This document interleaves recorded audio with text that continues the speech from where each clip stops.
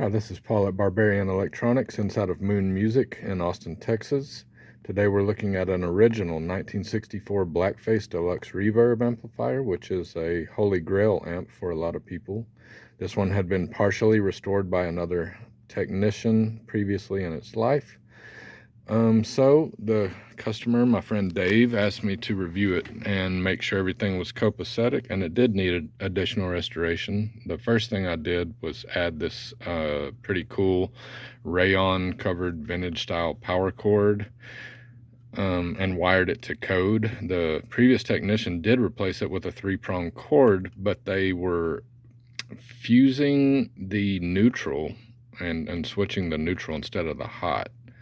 Or they might have been fusing the hot and switching the neutral. Either way, now we are fusing and switching the hot to, modern code.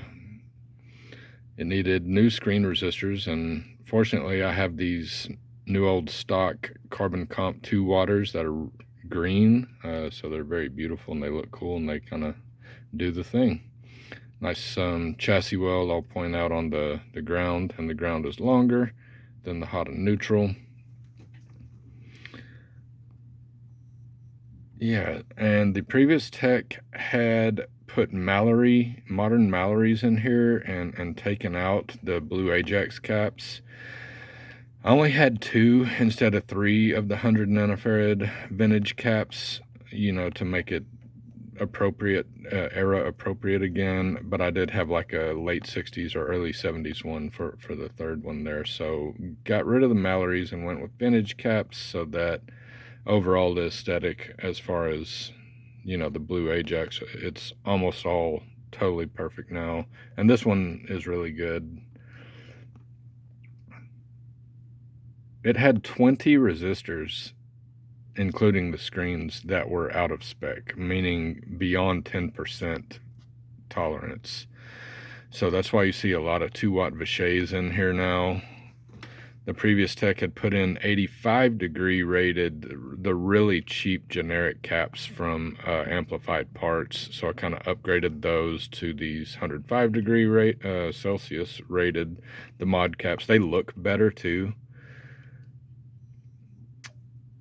So got that taken care of. And then the ceramic caps were microphonic and possibly problematic, as the customer was experiencing some strange high frequency resonance and microphonics in there.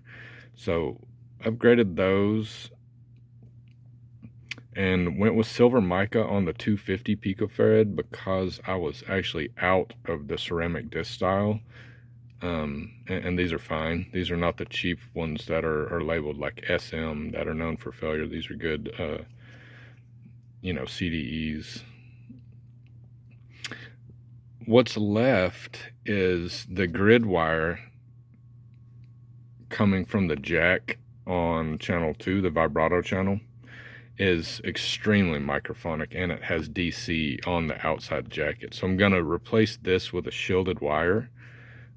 Probably run it under the board again, and that should get rid of that microphonic aspect, which could have been contributing to the problem, and it shouldn't have DC on it anymore after that. It was only about 30 millivolts, but that's too much in my opinion for an input jack, because that can get on the pots of the guitar and be scratchy as you rotate them.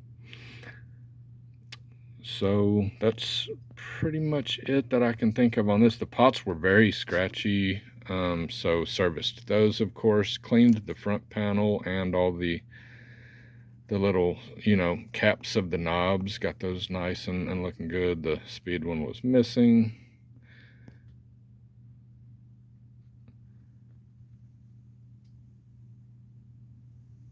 And, did some chassis cleanup.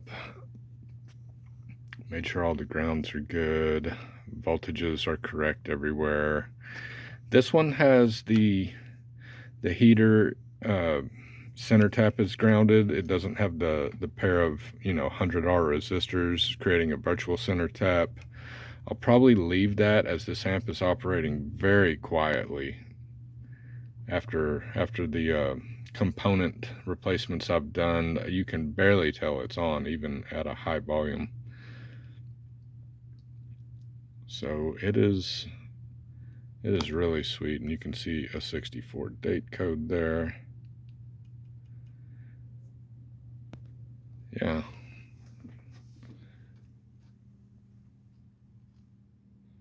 It's going to be a good one.